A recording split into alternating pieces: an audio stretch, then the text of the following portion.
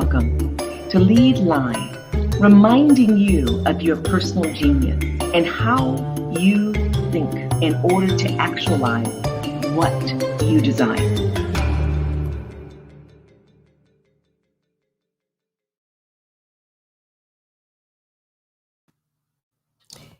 Dr. Kwende and I'd like to ask Jet to have him just come on into the studio, are very honored to be here with you again. Monthly, we have what we call the Wealth Equation series. And we are going to talk about part 2 of the ABCs of financial freedom. And the A being awareness and action, B being burning desire, and C being commitment and clarity. And we're going to go and do, as a dear friend calls, level up. And that we're going to go to a level of more specificity as it relates to financial freedom. And it's always an honor to see you, Dr. Kwende. Thanks, Dr. Webb. Thank you so much for having me on your platform. It's always a great pleasure to be here. Yeah, looking forward to it.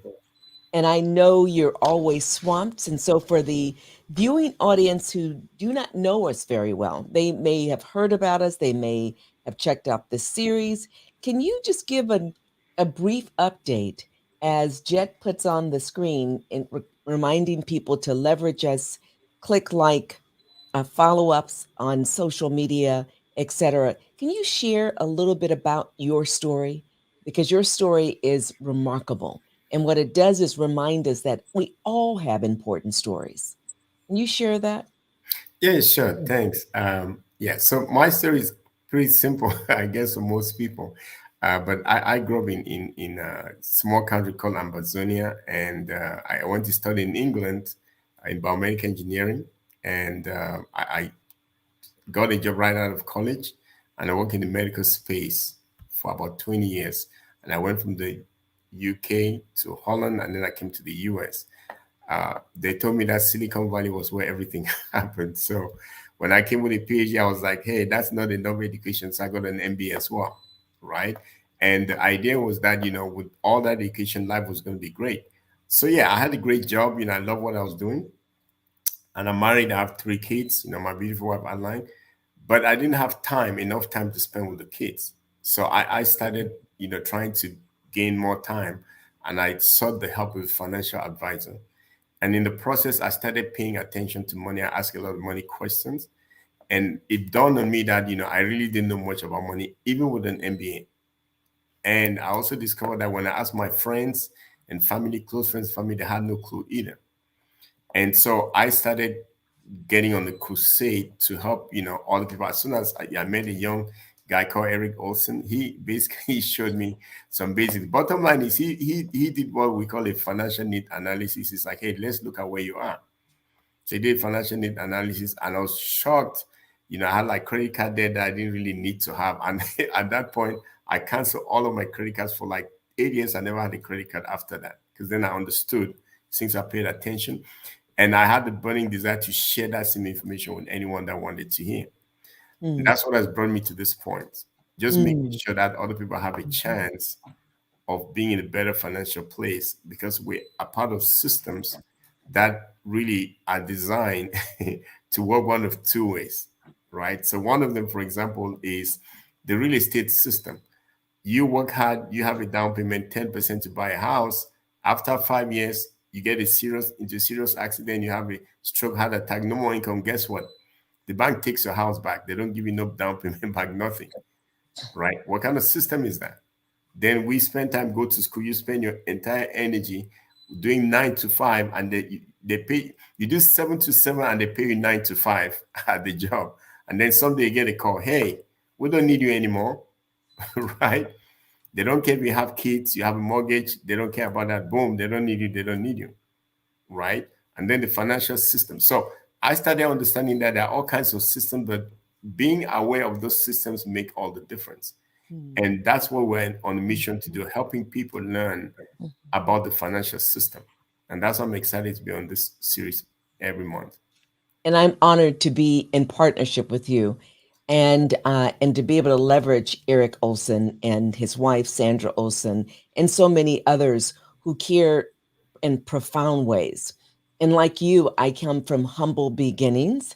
And without going to all the details, we've shared that in previous episodes, folks. Take advantage of it, and we may share it again. Yet I went to college because I didn't want to be homeless again.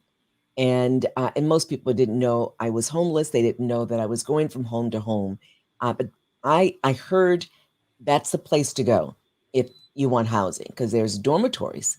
And no one knew that I overheard that, but I was determined I was going to get into a university, in or out of the state that I was in, and hopefully pursue math because I love math. I didn't even know why I love math. And I learned later I love math because it was you either got things right or you got them wrong. There was no ambiguity, there was no emotions related to it. But if you focus in on writing and reading and doing other things where you've got to think, there's feelings, and I didn't want any of that. So I got into the university, and then I realized I had to learn to learn. And I thought I was pretty incompetent and didn't know what I didn't know, and I was not as poorly prepared as I thought I was. Nevertheless, I was all in because it was important that I not lose this spot because I would lose housing. And the good news is that I never figured out that I was already taking care of myself. So I didn't need the university anymore. And I'm glad I didn't figure it out because in the process of it, I learned that my vision, my priority for my life was to be able to give to people the gift of being an educational ambassador. Why? Because higher education saved my life. So with a level of intensity, and one that I could not have suggested even as a 13-year-old, definitely not as a 7-year-old or even a 17-year-old who got into the university, I would not have imagined that I would be a stalwart or someone who said you must go leverage higher education, be it a college or university. You must leverage learning, whether it's in a formal institution, because the power of opening oneself up to self discovery, to understanding that you don't just have to survive, you can actually design your life to thrive. That was my intensity. And so I spent 30, almost 39 years in higher education. And when I retired, I couldn't retire because I still had a lot of energy, still young. People kept asking for things. So I monetized that in terms of creating a business. But last year, I got hooked in a way that you were hooked many years ago. And I learned a simple word that I had heard before but didn't understand in financial terms, and that was indexing. And let me tell you something, Dr. Kwende, I was not happy with myself. As much as I've read, as much as I exposed myself and being exposed to financial advisors, experts, no one ever mentioned prior to last year indexing. And I didn't know the power that I had to leverage instruments that are codified in the IRS code, accessible to all of us. I didn't know that I could have built on what I had. What I have, it's not bad, folks. I feel extremely wealthy in the way that we define wealth. Dr. Quindy and I and the rest of our team in terms of faith, family, finance, fitness, and fun. And yet, if I'd known what I know now, I would have been in a much better state to influence more people to exceed even their high expectations. And that's why we're here fundamentally. So both of us have earned many degrees. We don't need to go into the number of years we worked in formal educational settings. And yet in the US and many places on the planet, there's no formal financial education. We're reminded that 10% of us have financial education, and the rest of us, 90% of us, have some level of academic education. Well, why aren't they integrated? And in Ohio, to their credit, they just mandated financial education across the board. And we need to do that across the country. But we want to go deeper into the specifics of what we want to talk about today. So, first of all, I want to read something, if it's okay with you, Dr. Quinn. It's a quick read. Absolutely. Okay. Two things. One, a statement by Henry David Thoreau. And we quote a lot of people here because the quotes are remarkable. And even if you find some challenge with someone's background, the powerful thing is we all have value and we can leverage each other even if we don't like each other. That's the powerful thing. It's not about like, right, Dr. Kwende? When we like, that's a bonus. That you can add that. That's whipped cream if you like whipped cream, or that's lemon. You love lemons. So Henry David Thoreau is attributed with this statement: "What is called genius is the abundance of life and health." Wow, that's what we're about. And at Lead Life, we're about living, we're about leveraging, and we're about loving in the profound ways. So, what did he say? What is called genius is the abundance of life and health. Wow. The other thing I want to read very quickly, and it's in an old text written early 1900s by Wallace Walters. Um, Wallace Walters. There is a science of getting rich. And what he says is it is a natural law that like causes always produce like effects. And therefore, any man or woman who learns to do things in in a certain way will infallibly get rich. So it's a formula, it's a science. You learn the science, you will be like our mentor, Dr. I call him doctor. He has not earned a formal doctor, but he's far exceeded a formal doctor in terms of his leadership, his influence, his impact, his care, his deep commitment in the financial services industry. Now, that's Eric Olson.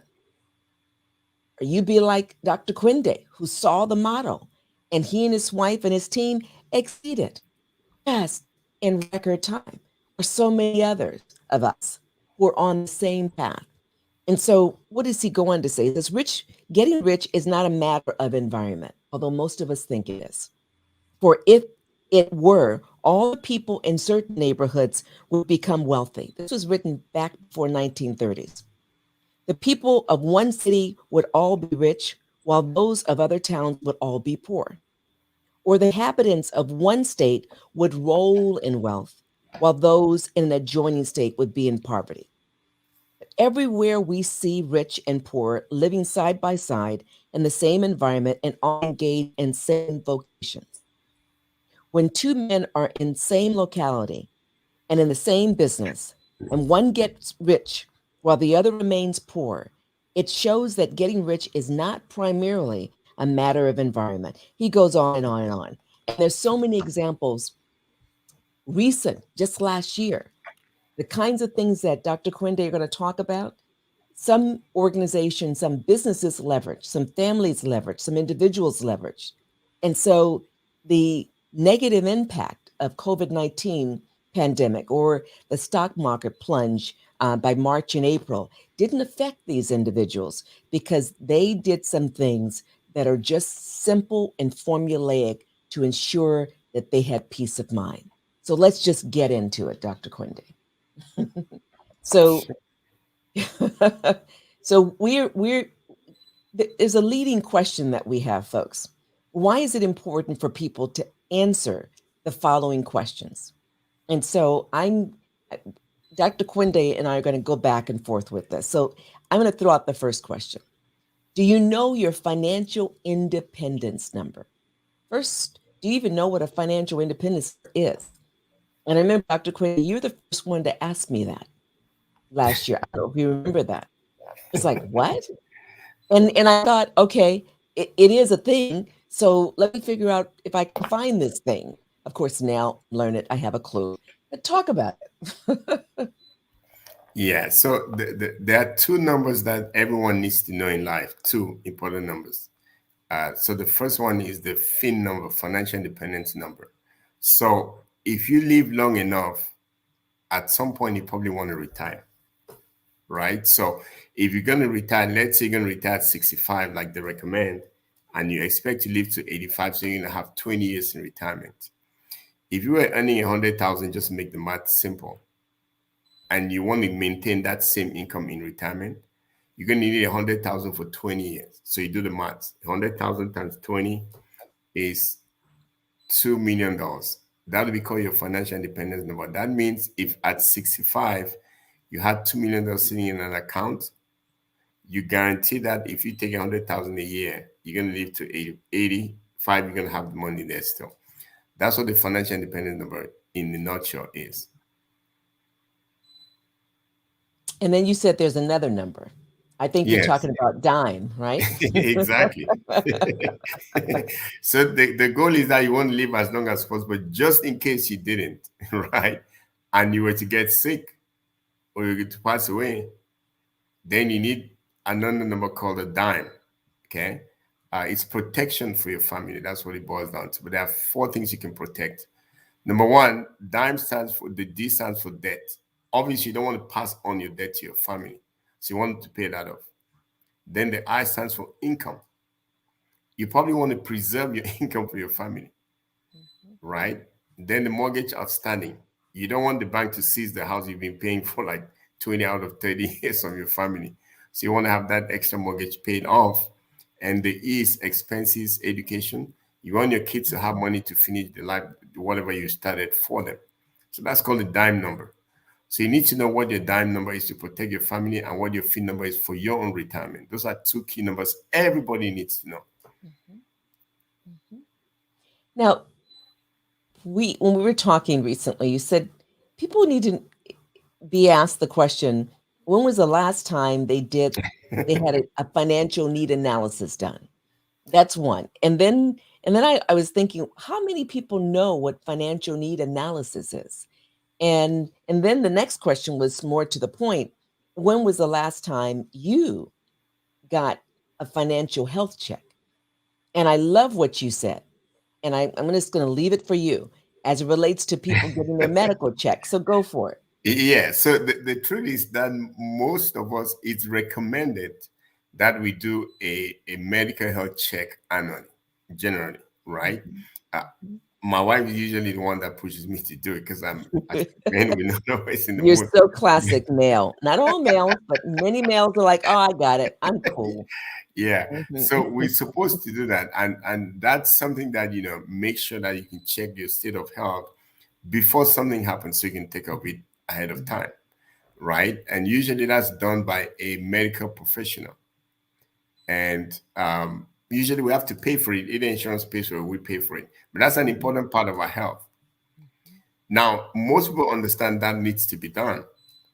However, when I ask people, when is the last time you did a financial health check, they kind of look blank, like, what do you mean?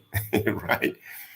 I'm like, hey, do you understand that your financial health check actually pays for a medical health check? Right? People that understand wealth know that you have to know your state of wealth before you can change it. Right? If you want to go somewhere on the navigation system, it needs to know where you're sitting first before it can tell you how to go to the next place. Most people never even know where they are financially. That's why they can't go where they used to be. In fact, when I met Eric, like I said, he did a financial need analysis. That's when I recognized that I was paying a lot of credit card interest that I didn't need to. Right? So that kind of really got to me, and I canceled all of my cards. And I never had a credit card for at least 8 years after that. Right? But it's not that I couldn't pay them off. I just wasn't aware of the impact of it. So when you did the financial analysis, it kind of woke me up. And that totally changed how I started looking at my financial life. Right? So most of us are in a financial nightmare. Why? Because we don't even know where we are. So just kind of being aware is this beginning of everything. That's why we have the first A is awareness. Right? But once you're aware, then you have to take some action. That's right. That's right. That's right. And the next part of the ABC is the burning desire. And why do we say burning desire? People who achieve great things, literally, that is a precondition. They had a burning desire, they had a passion, and nothing, they wouldn't waver. No barrier stopped them. No major or consequential event stopped them. They just plowed ahead. And you probably know a lot of people like that, Dr. Kwende. Well, maybe in what we do right now, but in normal life, most people don't have a burning desire, unfortunately, right? Um, Actually, it's kind of interesting the way I try to explain it, but you have two things. Every one of us has goals that we want to achieve for ourselves. Ideally. Mm-hmm. Ideally, right? We need to be going somewhere. We have some goals. Mm-hmm. Uh, However, the only way you can achieve your goals is to make a difference in other people's lives. We kind of call that a vision. I was talking to one of my family, he said just a couple of weeks ago in Maryland, he said he doesn't like change. He likes things to be very stable, right? He's worked in the same place for 16 years as a nurse. So I told him, I said, no, it's not that you like stability. It's more that you are comfortable with where you are with your goals. It makes sense. Because if you wanted to make a difference in other people's life, you had a vision, then you will not be comfortable where you are right now. He's like, oh my goodness, that's so true. So it's not that I'm comfortable where I am, it's just that I'm focusing on me. Because if I wanted to do for other people, then guess what? I'm going to need more money. I'm going to start trying to do more because I'm trying to do for others. But in that process, that's how you get more for yourself, right? Yeah. So there has to be a burning desire to do more for others. Yes. In that process, you're going to get a lot more for you. Mm-hmm.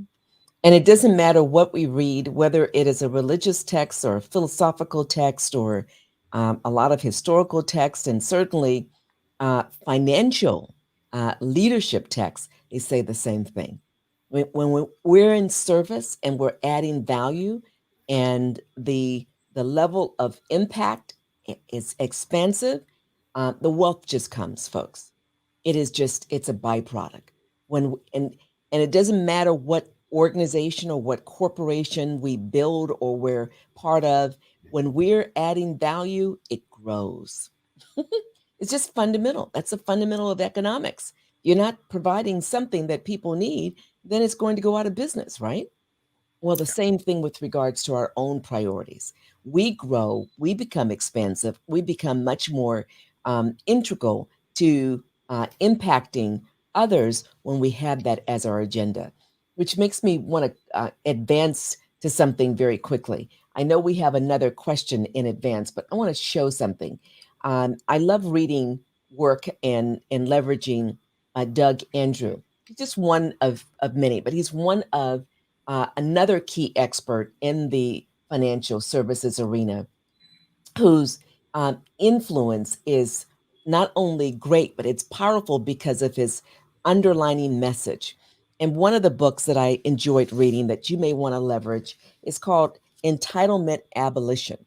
And this entitlement abolition has this nice little diagram that illuminates much of what we talk about on a regular basis.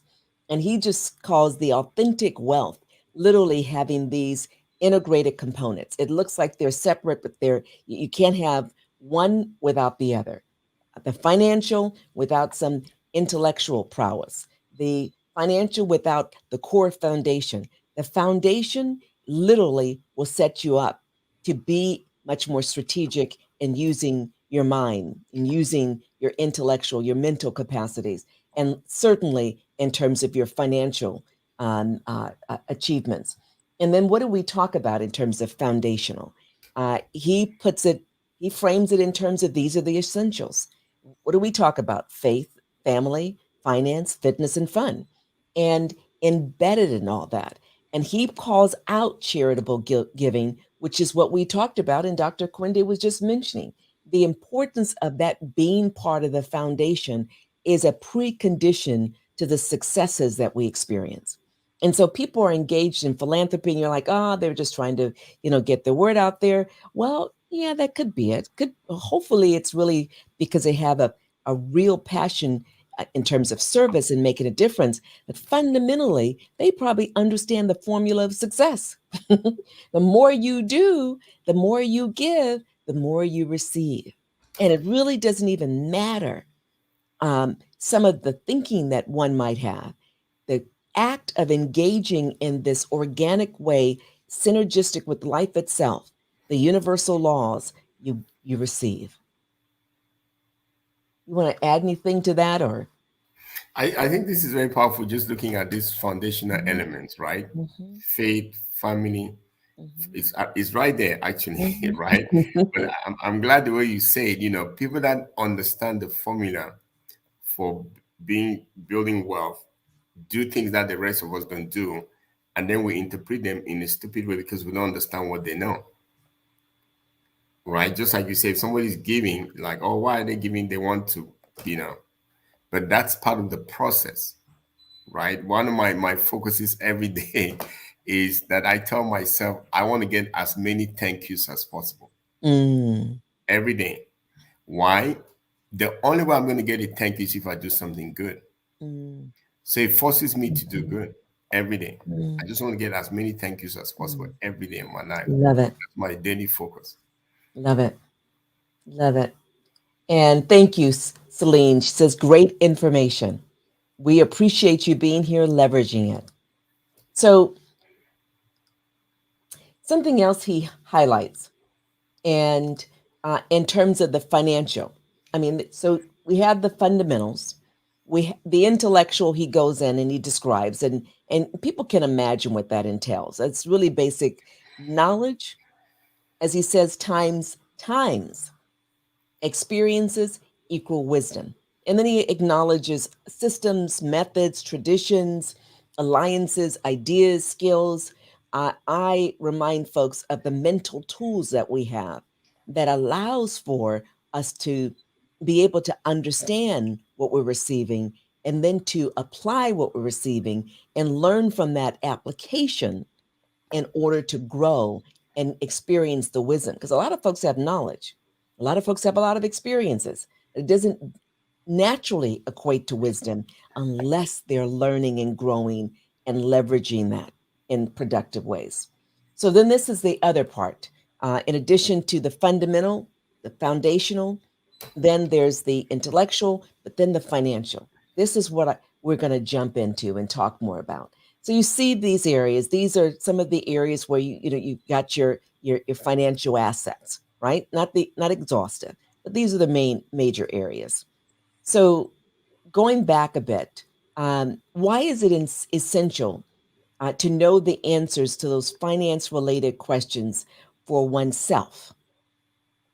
I think you've already made it very clear, Dr. Kwende. But what about for a business? Why is it important? Well, a business is really like a person, right? In a way. So a business has a In financial life. fact, what did the Supreme Court actually allowed businesses to be identified as persons, which was remarkable years ago. But I'm sorry, keep Yeah, going. but that's important because Mhm, what's the what's the purpose of a business? It's really to make money. mhm, I know when I was in MBA school, everyone's like, oh, businesses are out to help people. No, that's not true. Every business is out to make money, but to mhm, make money, they have to help someone. mhm, So that's why they help people, but not because of they want to help, it's because they want to make money. So if you want to make money, you have to know how money works. So the same financial needs that you do for a person, a business needs the exact same one too. There's a mhm, financial help for the business mhm. like you have for individuals. You got it. You got it. What is the best way to describe what we do so that people understand how to access us or others like us? Well, we basically teach people how to build, protect, and transfer wealth. And so we introduce them to products and companies that they normally would not access by themselves, Mhm, right? mhm, And a lot of the foundational financial knowledge that we teach, this is stuff that in this country, I'm going to give you a simple example. If you don't have certain accreditation, you cannot even share the information. So, for example, the financial information we can only share is based on what having a financial license. So, for example, if you're at the job, human resource can offer you a 401k, but they're not allowed to explain it to you. that's correct. That means if there's another option, you can't hear from them. Mhm. For most people, unfortunately, their financial person is the HR at their job. That's just the truth. Mhm. And when they go to the HR person and they ask specific questions, they say, "Oh, let me give you an 800 number," usually. And you call the 800 number and they give very generic answers. And Correct. the intent, one could argue, is to ensure that you stay within that plan. In fact, I was speaking with a client recently, client recently, and who's now part of our team, in fact. And she said, yeah, she was responsible for getting information out to individuals on behalf of her employer. And they were very clear to specify you're not to talk about anything other than what we offer, period. And in that organization, it was 403B plans, which are comparable to 401ks. And so literally she didn't understand. She didn't know anything else, but she thought it was curious. So that made her want to learn more. But it was quite shocking when she learned the nature of the details associated with those types of plans that replaced, for the most part, in many organizations, pension plans. And correct me if I'm wrong, the gentleman who created the 401k, his name escapes me. I can see his name, at least part of it. I think the last name starts with a B. I may be wrong. Uh, he basically created it. Why during the 70s? Why? To help the wealthy, to help the upper middle class who were paying exorbitant taxes. And during the 70s, it was 70% for those earning over 200K or more, right? And his intent was never for it to be used the way it's used now as a government program, as an employer program. Now it's okay for employers to provide access and then contribute, hopefully. Some do, some don't. And then they get to write off on their taxes. Well, that makes sense. But literally, individuals only have access to those funds uh, penalty free, what, between 59 and a half and 72? If they choose not to access it before 72, they experience what, a 50% excise tax? If they choose to access it before 59 and a half, what do they experience? A 10% tax? In addition to whatever growth they experience, not only the original earnings, but the growth are all taxed.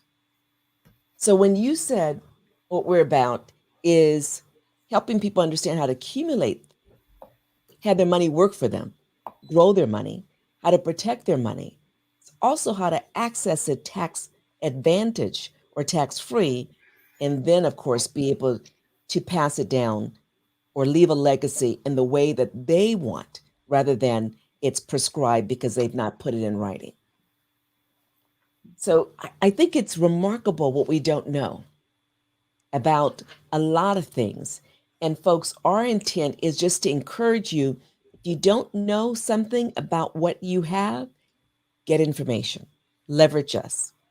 If you know some aspects, but it's incomplete, get more information, leverage us. The other thing that we do is we provide world class financial education, right?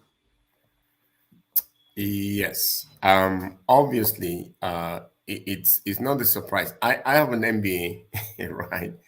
And so the first time that I kind of got exposed to like financial stuff, I was kind of curious, like, how is it that they didn't teach me personal finance? Because I was like, I did, corporate accounting, corporate finance, but I wasn't really thinking about it as corporate in that way. But when Mm, I started learning about personal finance, I was curious, like, why don't they teach that?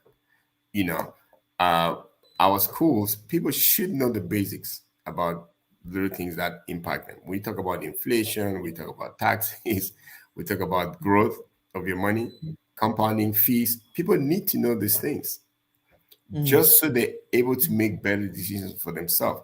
When I talk to people, they go like, "So what do you recommend?" I'm not in the business of recommending. I'm in the business of empowering. got My it. job is not to choose Got it. for you because I'm not Yes. responsible for your financial outcomes. My job is Yes. to educate you and empower you with the right information so you can make the right choices for your situation Mhm, because only you are responsible for your financial outcomes. mhm. Yeah, right? people say, "Are you trying to be? You were president of a college. You were executive you've done all these other things. You were a researcher at Cal. What are you trying to do?" And I said, "Are you trying to be a financial advisor, a financial planner?" And I smile and I say, "Absolutely not." I said, "I'm not trying anything." And what I am doing in partnership with others is educating folks so they do what you just said, Dr. Kwende. They are planning their own financial future. Yes, this is not dismissive of anyone who's in this arena in financial services. We want as many people with expertise to share information and make certain that information is ubiquitous because there is no reason why anyone in this country, for that matter, across the planet, should be in any state of lack financially unless they wanted to. And most people, if you ask them if they prefer to have assets or not have assets, they probably prefer to have assets. And so, what's the difference between that family that has a history, a legacy of thinking that money doesn't grow on trees, money is the root of all evil, money we can never have, we are poor, or we are lower middle class, or we are just middle class, and then those who are wealthy, or those who are financially very well off, or those who are financially independent, those who are financially free. The difference is really information and how they use the information. And if we can get more people, as Dr. Kwende, we're talking about, as we can get more people educated about the nuts and bolts, the fundamentals, the basic rules of money. Most people don't even know the basic rules of money. When we share it with people, they're like, "I never heard that before. I heard that piece, but I never heard it in this context." All of a sudden, the mind is free. That's what we're talking about. When we say freedom, financial freedom, the mind has to be free, has to be expanded. The heart has to be open. And then all of a sudden, the goals that people have, you're going to want to know the cost of those goals, and you want to know a path to getting there. And that's what we do, is we provide you with different options that you get to choose from that meets your individual needs, because there's no one size fits all, folks. So powerful. What else do we do? We teach people how to save money in the right places. And that's what you were inferring in terms of when you got rid of all your credit cards. Well, I'll be the counter. I didn't get rid of all my credit cards, but I paid them all off, and I put them in a secure location. And once a year, I literally contribute $5, or I take out $5 in the same month, give it a few weeks, and then I pay out that $5 so that I am looking at credit. Not that I need credit, but I have excellent credit because I've contrived it. I structured it. There was a plan. I was at X, I wanted to be at Y. I went very efficiently from X to Y. And that's what we're talking about, folks. So we help you understand how to save in the right places. And it's amazing, Dr. Kwende. I was talking to some young people recently, and I gave them the example that we give, and it applies to a dear friend of mine who uh, eats a lot of junk food, although she's healthy overall, but she eats a lot of junk food. And she loves, what do they call it? Lattes. I don't think I've ever had a latte.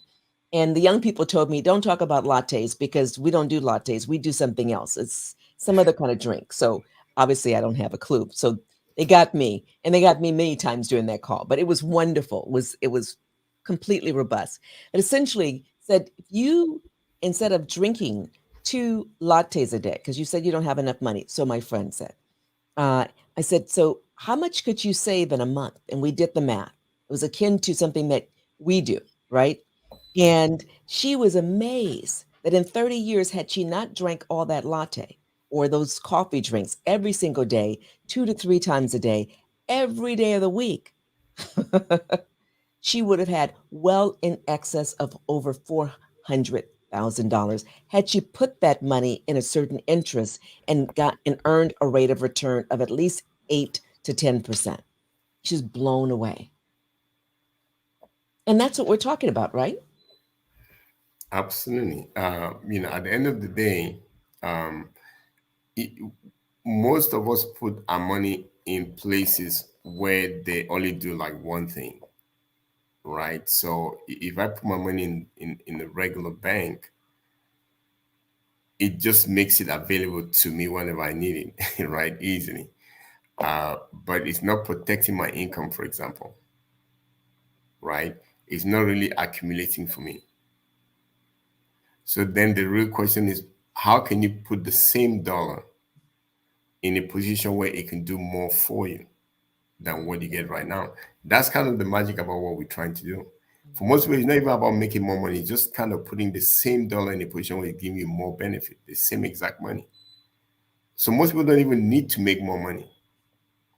They just need to reposition the money. That's it. So if I have an And example of a plan that you put, we call $1 million baby plan for a kid, the same money can pay for college and then leave a legacy if you put in the right account. But you put in the wrong account, it just pays for college and that's it. and the thing about certain accounts, uh, remember, folks, if the interest rate is lower than inflation, you're losing money. And unfortunately, many accessible accounts or accounts that we believe are the accounts where we should put our hard earned money, when we put it there, we're earning, if anything, up to 1%, maybe 2%. What was inflation in October? 6.2%. It's growing. In July, it was 5.2. High, historically, we say is 3%. It is off the charts, folks, and arguably artificially depressed. It's probably much higher than 6.2%. So the earning power of your dollar, that's what Dr. Kwende is indicating, is literally losing its capacity to purchase. So why put it someplace where you're automatically going to lose your earning power? Put it in a different instrument where you know the rate of return is higher than inflation, guaranteed, and you have an account where you can never lose your principal. Can you imagine that? I my level of ignorance was off the charts when I learned what I learned over the last year. I didn't know what I didn't know. And that's the reality. We don't know, we don't know. I have a dear loved one who I had a call with him and one of his good friends. And this good friend worked in financial services for years, was born in financial services. So this dear loved one said, I want my good friend who is an expert to be on the call. Went over some instruments, and the good friend had never heard of the instrument. And this person worked in the bank for years. And the friend was quiet. And I was like, do you have any questions? Because you have expertise. You've been around for more than 20 years. I'm a neophyte by comparison. So tell me what you need and just to verify what I have. He did his due diligence and then silently told my loved one, she's on it. I never heard of it. In fact, I'm going to get it too. The point is that too few people know what's available in plain sight. It's referenced in these books. The Power of Zero by David McKnight. Okay, there are a number of books we've referenced here. The Family Bank Strategy by David Phillips. Financial Pocket Knife by James Student. And The Retirement Miracle by Patrick Kelly. Jake Thompson with The Money, Wealth, and Life Insurance. I mean, there are so many books available to us. If we don't know, we don't even know to go look for them, right? So the world-class financial education is no joke.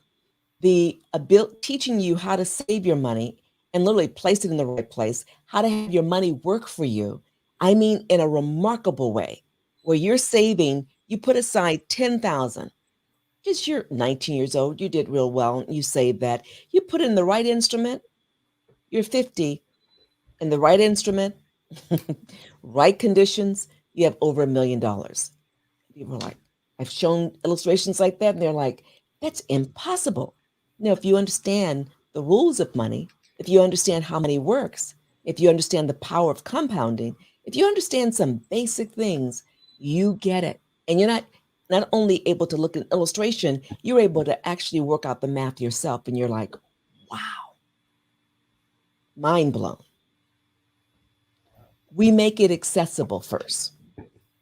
The other thing is we give you guarantees on your money, right? You want to talk about that a little bit, Dr. Kwende? That I did not know. I thought everything's either tied to a fixed account or a variable account, and that's it.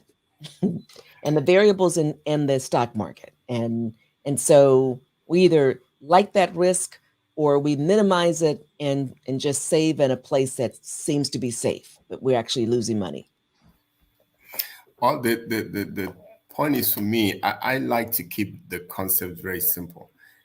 Most of the time we already doing the things that we share, but people don't relate them correctly.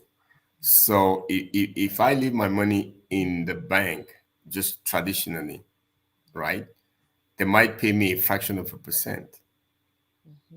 But if I open a CD and I allow them to keep my money for an extended period of time, then they can pay me like 1 or 2% a year. Does that make sense? So some people go like, is that even possible? Yes, because you're already doing it, except you are not paying attention to what you do. Right? So when you talk about, can you protect your money from, like, so you call it fixed, return, for example. I'm just saying some of these things are being done and we kind of do them, but we don't pay attention to what we do. Exactly. We're doing it, but we're not paying attention. So we're not able to leverage it in the way that we could. Exactly. Yeah. Exactly. And Sandy says, so true. She also says, wow, indeed, thank you for sharing what the informed have been doing for decades. Secrets are in book, Facebook. They're all over the place. And let me just add to Sandy's acknowledgement comment. And I worked at Stanford University, and a number of folks over the years have worked at Stanford University, here alive, no longer here. And I remember learning some things about Leland Stanford Sr. and what his wife did. And then it came back recently when I read something that acknowledged that if his wife didn't have access to resources that he was part of the system to build in financial services, she would not have had the funds to complete the university. And the funds were as a result of him leveraging the kinds of instruments that all of us have accessible to us. And fundamentally, we're doing things that leverage these principles, but because we don't know what those principles are, we don't even know how we're leveraging them, and we don't know how much loss we're experiencing. That's what you're saying, Dr. Kwende, right? Absolutely, yes. There's opportunity cost to anything that we do, right? So if we if we put our monies in the wrong places, then there's a time factor that we're missing. It's almost like if we're on this call right now, there are things that we're not doing because we're on this call, right? So if you put your money in something and it's not doing the right thing, you're losing out on that. Yeah, and what you're talking about in the broader sense is protect one's assets for self, for family, and as it relates to the business, for the business. The same kinds of instruments, some of the same kinds of instruments we use as an individual, you said it earlier, we use to protect businesses. And it's really interesting because mid-size and small businesses don't all take advantage of these because they don't know themselves. And not even all the corporations take advantage of it that are larger than mid-size. They don't know. And there are brilliant people working in all these different spaces, whether they're the owners, whether they're the brokers of the organizations, or whether they are the frontline employees working tirelessly on behalf of you just don't know. But what if everyone knew? I love imagining, Dr. Kwende, Everyone knowing what we share, everyone knowing. And I mean, the information is ubiquitous, where people are like having conversations, they're having tea, they're having coffee, or they're eating a sandwich, or they're just enjoying time playing with the dog, and or they're playing golf, or they're taking a hike, or they're riding their bicycle, or they're swimming, and the conversation is, did you know the three rules of money? And they're just, blah, blah, blah, blah. Did you know this? Did you know that? And all of a sudden it's like, oh yeah. Well, what did you do? I did this, and this was the performance over the last year. Oh, what did you do? I did this, and this is the performance of the last 20 years. I'm going to keep it there. Oh, I'm going to roll over. Just considered to be natural. When that level of understanding is there, all of a sudden people's level of stress is reduced. And what is a number one cause of physical dis-ease? Stress. And what's the number one cause of stress? Financial well-being. All of a sudden, we create a level of understanding and peace, less fighting because we're afraid we don't have what we need and someone else has it. And the stuff that's happening in the US alone is just the tip of the iceberg of what's been happening for eons among us across the globe. There is a belief, Dr. Kwende, there's not enough. And yet we create enough, right? Yeah. So if just from being in the financial space and kind of seeing how your money can be leveraged is kind of amazing. I tell everyone, most people that I talk to have earned enough money to be wealthy, but they still stay broke because they don't understand how to position the money correctly. And it's kind of sad when you really understand it. The challenge that I see too, though, is that a lot of time people think too short term. Yes. Right? Like, oh, my money made 20% last year. It's like, okay. So what about the time when it lost 50%? If you average it over 10 years or 20 years, it's different. But they just point out the one time instead of looking at it over a period of time, right? So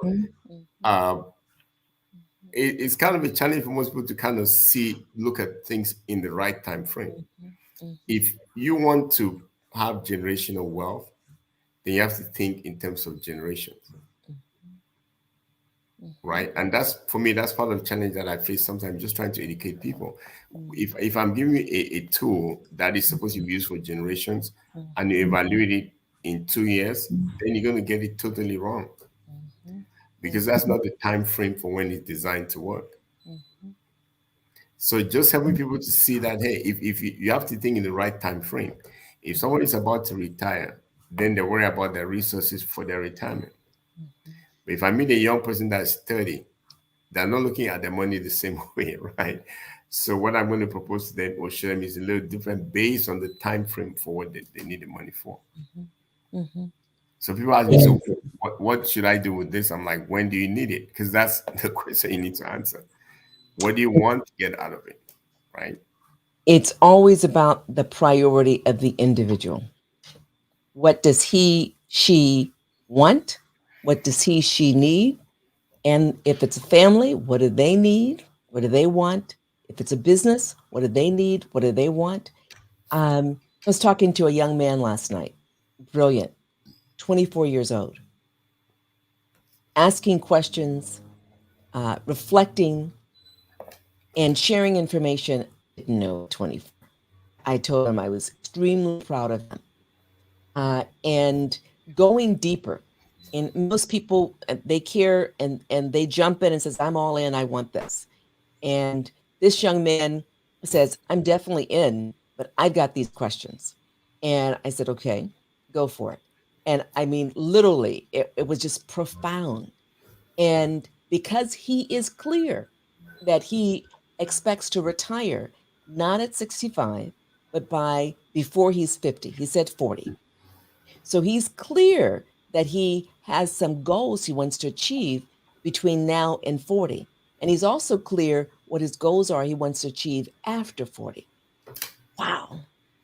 It reminds me of one of my nephews who was not even quite 14, who knew exactly what he wanted to accomplish before he was 35, and was like, Aunt Tina, called me up. I got too much. I don't know how I'm going to do this. And by the time 2 days before he was 33, he accomplished all of that. He earned his undergrad, he earned his MBA, he earned his law degree, he found the love of his life, and he had his first child literally 2 days before his 33rd birthday. And it was a boy, and that's what he wanted. Since he's grown, the power of being clear and having a burning desire where you're like, everything is relying on you taking action to get there, and then being open to possibilities. That's what we're talking about, folks. Awareness, taking action based upon that burning desire. And what was the third things, folks? Commitment and clarity. That young man last night was committed. He wanted to understand how he could access his money in the future tax advantage, or better yet, tax free. Well, that's what we do. He wanted to understand how he could construct his financial plan. Well, it's about helping him do it.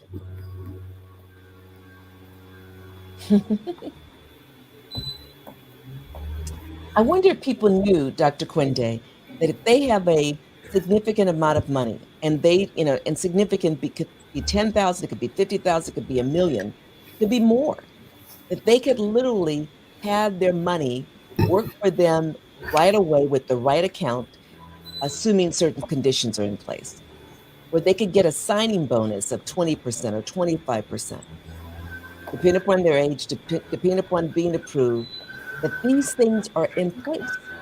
That they could literally watch their money multiply in record time. They've got to have that long-term vision, even if that long-term vision is 10 years because they're 60, or it's 30 years because they're 50, or it's 40 years because they're 40. Yeah, money is always working. Always, right? It never really sits still. And so, for people that don't know, then it doesn't work for you. But for people that know, they make the money work for them. So if you put your money in the bank and you don't understand how money works, guess what? It's going to still work, except it's not working for you. It works for the bank. It's But money is always powerful. working. So it's not a question of whether you accept that the money works or not. It's a question of whether you can reap the benefits or not. So that's why understanding what's going on as a foundation is key, right? When I sit with someone, I do three things for them. Number one, I have to educate them the rules of how the system works. Number two, I have to show them options where to position the money. And then I can help them reposition it for them. That's it. But they have to understand and then decide what they want to do. It's powerful, especially to know that what banks do, what corporations do, what the wealthy do, we have access to those same laws, those same rules and regulations, and we can do too. It's quite remarkable when you know the details and you step back and realize. I remember you describing it once when you first were introduced, and you were like, "Really? Wow." And when I shared it with a person and indicated, here's an illustration for an individual, and they were like, my goodness, I can do that. And I can do that. I can actually become wealthy. I could, on their terms, it was $2 million. You used that figure earlier. They could earn $2 million on $50,000 a year income. And I showed them, and it was like, wow. The point is that the younger you are, the more time you have that money to work for you. So please, whether you're 20 or you're 40 or you're 50 or you're 60, And it's not too late in your 70s. You want to leverage as soon as possible in order for you to do what you really want to do in your life. Live and live well. Incredible. Thank you, Sandy. She's like, thank you, phenomenal. What else do we share with people? One of the books I put up is about the family bank. We help teach you how to become your own bank. And that's what you were just talking about, Dr. Kwende. Literally, we already leverage these different instruments, but what if we did what the banks did? Yes, we can do what the banks do, create our own bank where the money goes into our own bank account and we get to access it tax free. It's powerful.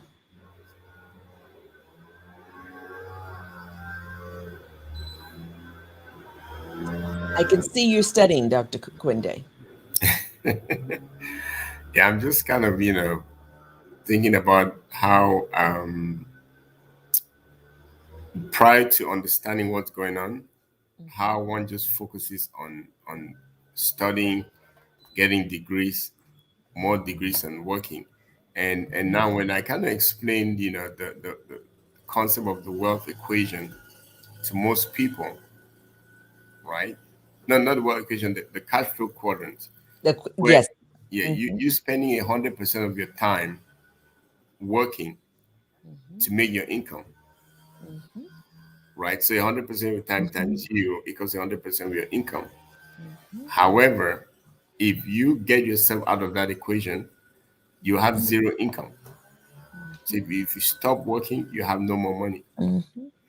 And on the right side, just you see at the bottom right here, Mm-hmm. you spend 1% of your time making income, but you find 99 other people so you can leverage 1% of their income. Mm-hmm. That way, you still make 100% of your income, but you only work 1% of the time to make the income. And this is why it says at the bottom of this, it says, I would rather earn 1% off of 100 people's efforts than 100% of my own efforts. Mm-hmm. Because if they cut you out of 100% of your effort, you have zero. If they cut you out of 100 people, just you still have 99% of your income. Mm-hmm. So that's a very powerful, powerful foundational understanding that most of the time we don't get. Going to school, studying, if you don't have those 100 or 99 people that can work for you, you're always going to spend all of your time working. Mm-hmm. That means you have zero time. Mm-hmm. That used to be me in my corporate job. I love what I did. I made good money, but I didn't have time because I had to spend all of my time working. Mm-hmm. Mm-hmm. And I was always panicked, like if something happened to me and I wasn't there, what would happen to my kids? Yeah. Luckily, I could get insurance to protect that. However, if I needed to leave my income for my kids, like real time, then I needed to find some people to work for me. That means I needed to own a company of some sort. So it's very powerful what we do, just shifting people's thinking from where they are. That cash flow quadrant totally changed my thinking, and that changed my entire perspective when it comes to just doing life. Well, when we, at our next episode, I'd like us to go deeper into how we help people literally. We have numerous examples. Help people replace their income, move to where they have 6 or 7 figure income because they're carrying out the fundamentals of what ensures success. And it's just one area in the largest industry on the planet, the financial services industry, the most regulated industry in the US, which we're deeply appreciative of, that allows us to, with integrity in the system, leverage A and A plus rated corporations, product providers to give countless others, individuals, families, and business owners, business leaders, what you need in order to be financially free. So I want to thank you, Dr. Kwende.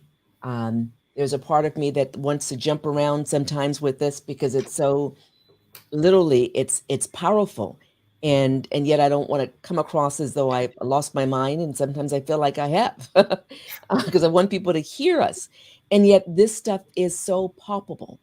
If I could just push a button and explode and everyone has the knowledge, it would just be incredible. People would be kind of in a paradigm shift, and there'd be, or maybe cognitive dissonance. What's the heck is happening? You mean that's real? Oh my God. Now all of a sudden people realize everyone has access. Yes, there are systems that undermine, that harm, and try not to allow for certain groups of individuals and certain groups of, whether it's gender or ethnicity or color of skin and age and physical disposition, whatever, not to have or to have. But Dr. Kwende and I and the team of us, we know that there's enough for everybody. And we want everyone to understand that. But more importantly, even if you don't understand that, to get yours. Get yours in a way where we get to demonstrate the fact that there's enough for everybody. So we don't have to be crabs in the barrel fighting each other for nonsense. We get to build each other because that's what life, I think, ultimately is about. Living, leveraging, and loving. Dr. Kwende, any final comments? Yes, Dr. Webb, thank you so much for hosting this. Obviously, it's a huge honor to get to empower ordinary people. You know, that's what I love about what we do, is that everyone deserves an opportunity to be better. And in my mind, I say people say NO because they don't KNOW. Mm. Right? Most people don't know. So Say that people again, because when you said that before, I loved it. People say NO because they don't know KNOW. OW. Yes, that's right. So as soon as they know, they'll be like, okay, let's go. Right. So that's why I spend time really making sure people can understand what's going on. Once they do, it's like, hey, because my basic assumption is that everyone wants to do well for themselves. The only reason they don't do is because they don't know. And we need to get better at empowering people with the right knowledge. And I love the fact that we're doing this on this platform because that's what most people need to know. I hope people take time and just open their minds and just learn. So I'm always very passionate every time I come on this platform because I think people deserve better than what they're getting right now. So I want Absolutely. to appreciate you for being open to empowering the common person to be better, to do better for themselves. Thank you. Wado, to you too. And we want people to, as you like, reach out to us, take a screenshot, leverage us. We're here for you. And the key thing that I don't think we mentioned is that what we do for you in support of you as individuals, as families, as business leaders is complementary. And some people scratch their head. What do you mean? Meaning that we give you our time and there is no cost associated. We get paid very well, mind you. So you don't have to worry about that. But we're about the business of sharing information with you where you're equipped and you leverage what we provide. You're off to the races. Or a better metaphor, you're actualizing your big vision, your dream. So thank you, Dr. Kwende. And I want to remind people, thank you, Jet. Just if you like this content, please click like on YouTube. Please convey what you value most, what you'd like to see in the future that's related to this important topic of the wealth equation, leveraging Facebook and YouTube. I know those who are checking out through LinkedIn are not able to leave comments, and yet we value your viewing and appreciate your leadership. And we believe that everyone deserves to be the CEO of their lives. And that's what this is all about, ultimately. Why don't? Thank you, Jet.